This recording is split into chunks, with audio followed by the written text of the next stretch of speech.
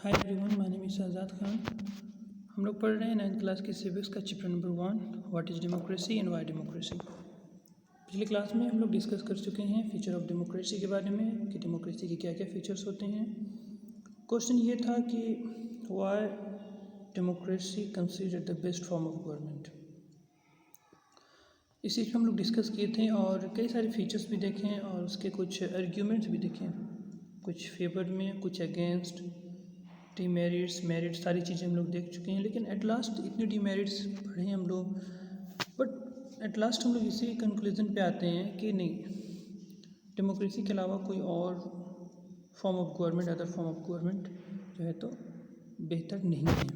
Okay, हाँ, कुछ problem है डेमोक्रेसी में। तो इस टॉपिक में हम लोग जो बात करेंगे वो है broader meaning of democracy. Democracy का मतलब हम लोग जानेंगे। ओके, इस चैप्टर में हम लोग that means in this chapter हम लोग कंसिडर किए हैं डेमोक्रेसी की मीनिंग को हम लोग पढ़ रहे थे और ये काफ़ी लिमिटेड सेंस में जो है तो डिस्क्राइब किया गया है। ओके, हम लोगों ने ये हम लोग पढ़ रहे थे, that means we have understand democracy is a form of government. हम लोग डेमोक्रेसी को फॉर्म ऑफ गवर्नमेंट पढ़ रहे थे and so that means this way of defining democracy help us to identify clear set of minimal feature of that democracy must have. So जब हम लोग बात करते हैं डेमोक्रेसी तो कहते हैं democracy is a form of government. तो डेमोक्रेसी को गवर्नमेंट के फॉर्म के रूप में हम लोग देखते हैं, तो कहीं ना कहीं एक क्लियर सेट जो है तो बता देता है डेमोक्रेसी के फीचर्स के बारे में।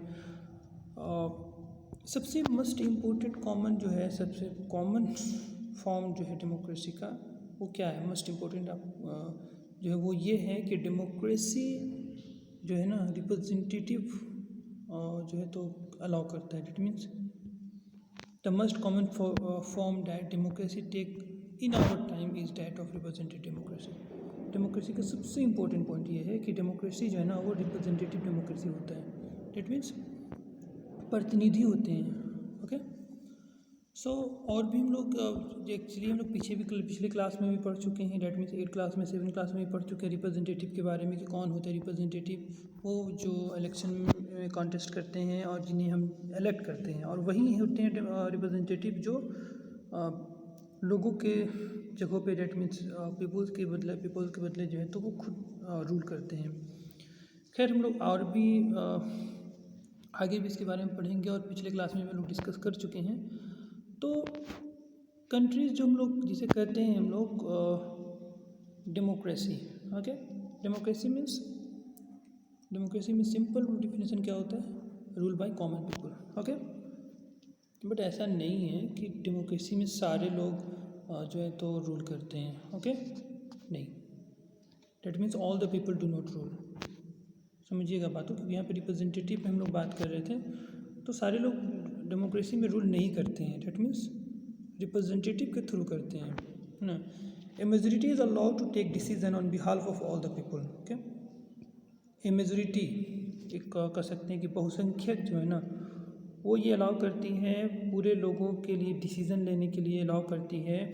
Even the majority does not rule directly, but that means कहने का मतलब कि जितनी पॉपुलेशन है, एक बड़ी पॉपुलेशन जो है, बहुत बड़ी पॉपुलेशन एक गवर्नमेंट बनाती है, एक किसी पॉलिटिकल पार्टीज़ को या रिप्रेजेंटेटिव को जो है तो या किसी भी मेंबर को जो है उसे रिप्रेजेंटेटिव बनाती है।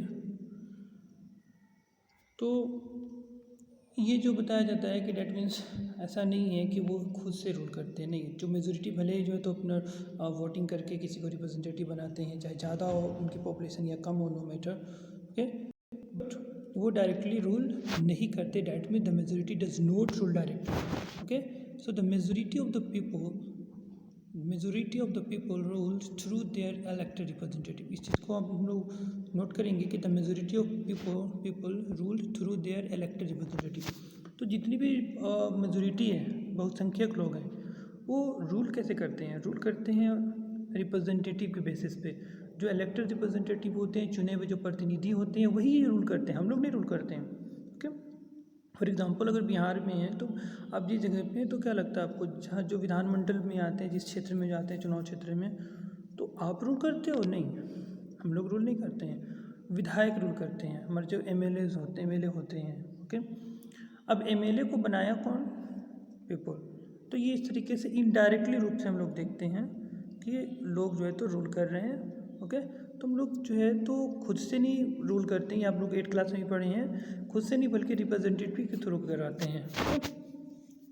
अब सवाल ये है, why do we need representative? Question आप लिख सकते हैं, why do we need representative? हमें रिप्रेजेंटेटिव की क्यों ज़रूरी है, क्या ज़रूरत है? ये सिंपल है ना, इतना इलेक्शन होता है, ये वो, इतना उनको उनकी जो है तो मेंटेनेंस के लिए खर्च होते हैं, कई तरह की प्रॉब्लम होती है, तो आखिर क्यों चाहिए? जब डेमोक्रेसी की बात है, रूल बाय कॉमन पीपल की बात होती है, तो सबको कहाँ यहाँ पे कॉमन पीपल रूल कर रहा है? यहाँ तो सिर्फ एक जो है तो पावरफुल पर्सन ही जो है तो रूल कर रहा है। तो एक्चुअली ये जो पावरफुल बनता है वो कैसे बनता है आपको पता ही है, डेट मीन्स इलेक्शन से, और इलेक्शन में कौन उन्हें चुनेंगे? पीपल। तो इनडायरेक्टली जो है तो लोगों का इन्वॉल्व होते हैं। खैर, आखिर रिप्रेजेंटेटिव क्यों ज़रूरी है? यहाँ पे आपको 2 पॉइंट दिए गए हैं और भी हम लोग इस पर बात करेंगे, इस चीज़ को आप नोट करेंगे अपनी नोटबुक में। So this become necessary because, क्यों जरूरी है? क्योंकि modern democracy involve such large number of people that it is physically impossible for them to sit together and take a collective decision. देखिए, आज के डेमोक्रेसीज में क्या है, आज के डेमोक्रेसीज में ये पॉसिबल नहीं है कि एक लार्ज नंबर में लोग जो है ना एक जगह पे फिजिकली जो है तो एक जगह पे जमा हो, ये इम्पॉसिबल है। ओके, एक जगह पे जमा होकर किसी भी डिसीज़न को लें, ये पॉसिबल नहीं है। क्या आपको लगता है कि ऐसा पॉसिबल? अगर मान लीजिए कि 125 करोड़ की population, 125 more than about 125 crore की पॉपुलेशन है, तो उनमें से अगर डेट मीन्स 100 करोड़ भी अगर इंडियन पार्लियामेंट में अगर पहुंच जाए, तो आपको क्या लग रहा है, क्या डिसीजन लिया जा सकता है अच्छे से? नहीं, क्योंकि फिजिकली जो है वहाँ पे इतने लार्ज नंबर पे जो है ना वहाँ पे एक साथ नहीं बैठ सकते। That means impossible for them to sit together and take a collective decision. Okay, तो एक रीज़न ये हो गया। ओके, सेकंड क्या है? सेकंड है, इवन इफ दे कुड, अगर मान लिया जाए कि अगर उतनी जगह बना भी ली जाती है, even if they could, so problem is that the citizen does not have the time to describe or the skill to take part in all the decision. अगर वो बना भी लेते हैं physical, that means physically place बना भी लेते हैं, तो भी प्रॉब्लम इज डैट कि लोगों के पास इतना टाइम नहीं है। ओके, लोगों के पास इतना टाइम नहीं है, और ना ही उनमें उतनी डिज़ायर है, ना ही उनमें इतनी स्किल है कि जो है तो इस तरह के डिसीजन में पार्टिसिपेट करें। ओके, क्योंकि अगर आप मिनिस्टर बनते हैं या जो भी हैं, तो आपके पास एक स्किल होती है, आपके पास ना आप उस चीज़ से डिज़ायर करते हो तब। ओके, तो अगर हम लोग डायरेक्टली करें तो नहीं, ये पॉसिबल नहीं है। ठीक है, तो इन सिंपल वर्ड हम लोग बात कर सकते हैं कि डेमोक्रेसी जो है 2 तरीके से रूल होती है। आप लिख सकते हैं अपने नोटबुक में, 2 तरीके से होती है। Okay, 2 form of democracy. Okay, 2 form of democracy rule. पहला क्या होता है? वो होता है डायरेक्ट डेमोक्रेसी, और एक होता है इनडायरेक्ट डेमोक्रेसी, जिसे हम लोग रिप्रेजेंटेटिव डेमोक्रेसी भी कहते हैं, और हम लोग रिप्रेजेंटेटिव के बारे में पढ़ रहे हैं। ओके, तो अभी जो देख रहे हैं हम लोग रिप्रेजेंटेटिव, अब इंडिया में क्या है आप बता सकते हैं? सोचिए, इंडिया में क्या है? इंडिया में डायरेक्ट डेमोक्रेसी है या इनडायरेक्ट डेमोक्रेसी है?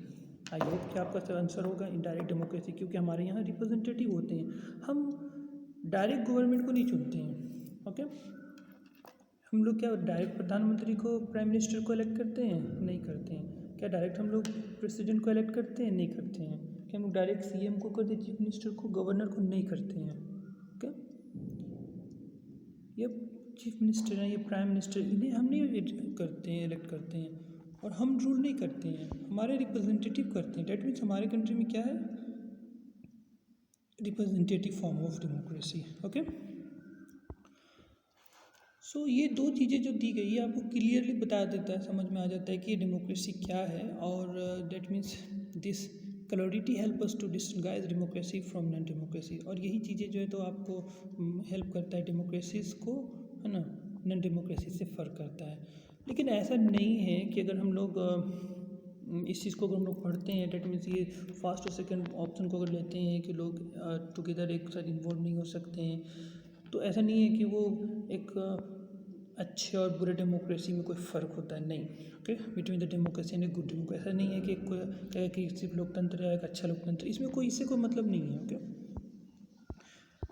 it does not allow us to see the operation of democracy beyond government. Okay, for this we need to turn a broader meaning. So हम लोग इतना पर देखिए कि वो किस तरीके से डेमोक्रेसी है वहाँ पे।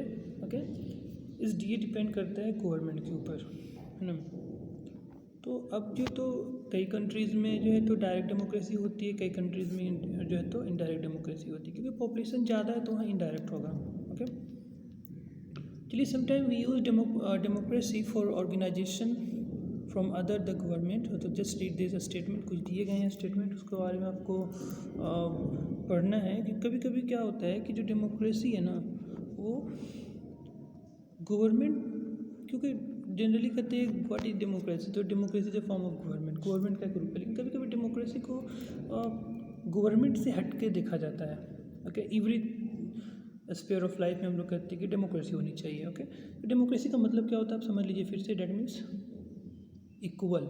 ओके, डेमोक्रेसी में क्या होता है, इक्वल राइट्स होते हैं। ओके, इक्वालिटी होते हैं, क्लियर, फ्रीडम होते हैं। इसी चीज़ को हम लोग हर पार्ट में, अपनी लाइफ के हर पार्ट में इस चीज़ को अप्लाई करते हैं कि आज़ादी होनी चाहिए, फ्रीडम होनी चाहिए, इक्वालिटी होनी चाहिए। पहले क्या, चलिए हम लोग देखते हैं कि we are very democratic family, हम लोग बहुत ही लोकतांत्रिक परिवार हैं।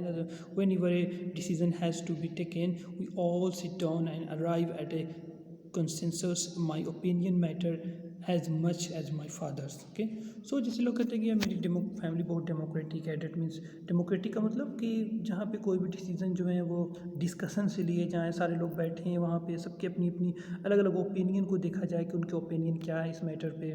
ठीक है, एक हो गया। तो यहाँ पे देख सकते हैं कि फॉर्म ऑफ गवर्नमेंट है, बट इसको पार्ट ऑफ लाइफ में हम लोग डेट मीन्स फैमिली में भी इंक्लूड करते हैं। सेकंड क्या है, I don't like teacher who do not allow a student to speak and ask question in the class. मुझे वो टीचर जरा भी पसंद नहीं है जो स्टूडेंट को क्लास में बोलने नहीं देते हैं, क्वेश्चन नहीं करने देते हैं। I would like to have teacher with democratic compartment, that means ऐसे टीचर चाहिए जो लोकतांत्रिक प्रवृत्ति के हों, डेट मीन डेमोक्रेटिक कंपार्टमेंट के हों। ओके, यहाँ पे भी जो है तो ये ऐसा नहीं है कि स्कूल में जो तो वो डेट मीन्स ये जो टीचर्स का एग्जांपल है जो है वो गवर्नमेंट से रिलेटेड है, नहीं, बट डेमोक्रेसी को हम लोग जो है तो अदर देन गवर्नमेंट हम लोग अप्लाई करते हैं। ओके, नेक्स्ट क्या है, one leader and his family member decide everything in this party, how can they talk of democracy. Other that means एक लीडर और उसकी फैमिली मेम्बर जो है वो सब पार्टी के लिए, अपनी पार्टी के लिए वो डिसीजन लेती है, तो क्या आप कैसे कह सकते हैं कि वो डेमोक्रेसी। दैट मीन्स हम लोग यहाँ देख रहे हैं कि ऐसा